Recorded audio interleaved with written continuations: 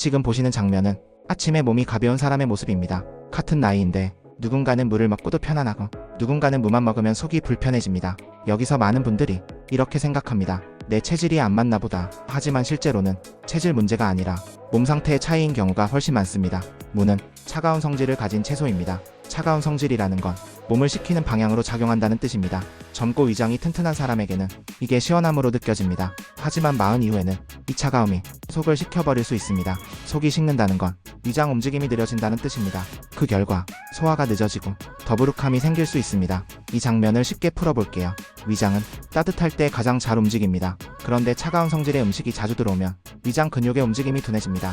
이때 물을 생으로 많이 자주 먹는 습관이 더해지면 속 불편함이 누적됩니다. 그래서 물을 먹어도 괜찮은 사람과 먹으면 탈나는 사람의 차이는 여기서 갈립니다. 실제 진료 상담에서 이런 이야기가 자주 나옵니다. 나는 무김치만 먹으면 배가 아프다. 무국만 먹으면 속이 비어있는 느낌이 든다. 이런 분들 대부분은 위장이 약해진 상태입니다. 반대로 물을 먹고 속이 편한 분들은 평소 위장이 따뜻하고 식사 리듬이 규칙적인 경우가 많습니다. 여기서 중요한 포인트 하나 말씀드릴게요. 무는 어떻게 먹느냐에 따라 약이 될 수도 있고 부담이 될 수도 있습니다. 특히 중장년 이후에는 물을 먹는 방식이 아주 중요해집니다. 이 장면을 보시면 답이 보입니다. 무는 익혀 먹을수록 부담이 줄어듭니다. 익히면 차가운 성질이 완화되고 위장 자극이 줄어듭니다. 그래서 속이 약한 분들, 아침에 무 먹고 탈나는 분들은 생무보다 익힌 무가 훨씬 안전합니다. 이 장면처럼 따뜻한 무국, 잘 익힌 무조림, 이런 형태가 중장년에게 훨씬 잘 맞습니다.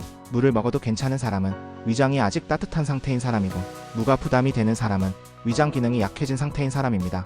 이 차이를 모르고 무는 무조건 몸에 좋다고만 생각하면 속 불편함이 반복됩니다. 아침 식탁 장면입니다. 많은 분들이 아침에 무국 한 그릇이면 속이 시원할 것 같다고 생각합니다. 하지만 중장년 이후에는 이 선택이 오히려 하루 컨디션을 망치는 시작이 될 수 있습니다. 이후부터 아주 쉽게 말씀드릴게요. 아침은 몸이 아직 완전히 깨어나지 않은 상태입니다. 위장도 마찬가지입니다. 자는 동안 위장 운동은 느려지고 위산 분비도 줄어듭니다. 이 상태에서 차가운 성질의 무가 들어오면 위장이 더 움츠러들 수 있습니다. 그래서 아침에 물을 먹고 속이 허한 느낌, 어지러운 느낌, 화장실을 급하게 가는 분들이 생깁니다. 지금 보이는 장면이 아침 위장의 모습이라고 생각하시면 됩니다. 아직 준비가 덜 된 상태죠. 이때 물을 생으로 많이 단독으로 먹는 습관은 중장년에게는 부담이 됩니다. 그래서 결론부터 말하면 아침은 물을 가장 조심해야 하는 시간대입니다. 특히 공복 상태, 우유나 커피와 함께 이 조합은 위장에 이중 부담이 됩니다. 실제 상담 사례에서 아침 무국만 끊었을 뿐인데 속 쓰림이 줄었다는 분들 정말 많습니다. 검사에서는 이상이 없는데 증상은 분명히 있었던 분들입니다. 이런 경우 약보다 먼저 식사 시간대를 바꾸는 게 가장 큰 효과를 보였습니다. 이제 점심입니다. 점심은 물을 먹기에 가장 안정적인 시간대입니다. 이유는 간단합니다. 이미 몸이 깨어있고 위장 운동도 활발해진 상태이기 때문입니다. 이때 먹는 무는 소화 부담이 훨씬 적고 오히려 기름진 음식의 느끼함을 정리해주는 역할을 합니다.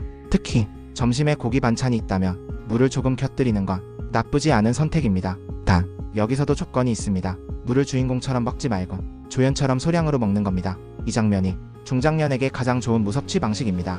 익힌 무, 소량, 따뜻한 음식과 함께 이 세 가지가 맞아떨어지면 무는 부담이 아니라 도움이 됩니다. 이제 저녁입니다. 저녁에 물을 먹어도 되느냐? 이 질문 정말 많이 받습니다. 탑부터 말하면 사람에 따라 다릅니다. 활동량이 많은 분, 저녁 식사가 이른 분, 위장이 비교적 튼튼한 분들은 저녁 무가 큰 문제가 되지 않습니다. 하지만 저녁 식사가 늦고 식후 바로 쉬는 분들, 위장이 약한 분들, 이 경우에는 저녁 무가 수면을 방해할 수 있습니다. 이 장면이 왜 나오는지 설명해 드릴게요. 저녁 이후에는 위장 운동이 다시 느려집니다. 이때 물을 많이 먹으면 장 안에서 가스가 차고 복부가 팽창하면서 잠들기 어려워질 수 있습니다. 그래서 저녁에 물을 먹을 때는 양을 줄이고 반드시 익혀서 식사 초반에만 드시는 게 좋습니다. 여기까지 정리해 볼게요. 아침은 물을 가장 조심해야 하는 시간, 점심은 물을 가장 안전하게 먹을 수 있는 시간, 저녁은 사람에 따라 다르지만 양과 방식이 중요. 이 원칙만 지켜도 무 때문에 생기는 속 불편함은 눈에 띄게 줄어듭니다. 지금 보시는 장면은 물을 안전하게 먹는 가장 좋은 예입니다. 물을 먹을 때 항상 상극만 있는 건 아닙니다. 같이 먹으면 오히려 속이 편해지고 소화 부담이 줄어드는 음식들도 분명히 있습니다. 중장년 이후에는 이 조합을 아는 게 물을 끊지 않고도 편안하게 먹는 핵심입니다. 무와 궁합이 좋은 음식 첫 번째, 단백질이 부드러운 음식, 두부, 달걀, 살코기처럼 기름이 적은 단백질, 이런 음식들은 무와 잘 어울립니다. 이유를 쉽게 설명해 볼게요.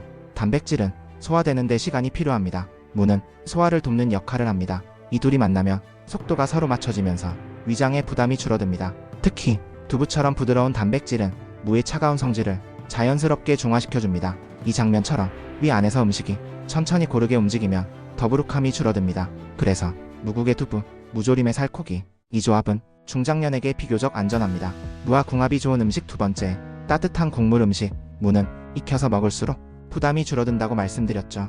여기에 따뜻한 국물이 더해지면 효과는 더 좋아집니다. 국물은 위장을 데워주고 음식 이동을 부드럽게 만듭니다. 그래서 무국, 무된장국 이런 형태는 중장년에게 잘 맞습니다. 이 장면이 바로 이상적인 무 섭취 장면입니다. 따뜻함, 익힘, 자극 없는 조합, 이 세 가지만 지켜도 무로 인한 불편함은 크게 줄어듭니다. 실제 식습관 상담에서 무 때문에 속이 불편하던 분들이 익힌 무와 따뜻한 국물로 바꾼 뒤 소화제 찾는 횟수가 눈에 띄게 줄었다는 이야기를 자주 듣습니다. 이건 특별한 치료가 아니라 식탁에서 바로 바꿀 수 있는 작은 선택의 결과입니다. 중장년이 반드시 지켜야 할 무식탁 규칙 3가지. 첫 번째 규칙입니다. 무는 혼자 먹지 않는다. 단독으로 많이 먹을수록 위장 자극이 커집니다. 반드시 다른 음식과 함께 소량으로 드세요. 두 번째 규칙입니다. 무는 익혀서 먹는 비율을 늘린다. 생무는 젊은 위장에는 괜찮을 수 있지만 중장년 이후에는 부담이 될 수 있습니다. 익힌 무가 훨씬 안전합니다. 세 번째 규칙입니다. 무는 속이 가장 편한 시간에 먹는다. 점심이 가장 좋고 저녁에는 양을 줄이며 아침에는 신중해야 합니다. 이 세 가지만 지켜도 무 때문에 생기는 속 불편함, 가스, 수면 방해 이런 문제는 상당 부분 예방할 수 있습니다. 이 장면처럼 무는 잘 먹으면 여전히 좋은 채소입니다. 문제는 무가 아니라 방법이었습니다. 무는 끊을 음식이 아니라 조절해서 먹을 음식입니다. 상극 조합을 피하고 좋은 조합을 선택하고 시간대를 조정하면 무는 중장년 식탁에서 충분히 든든한 조력자가 됩니다.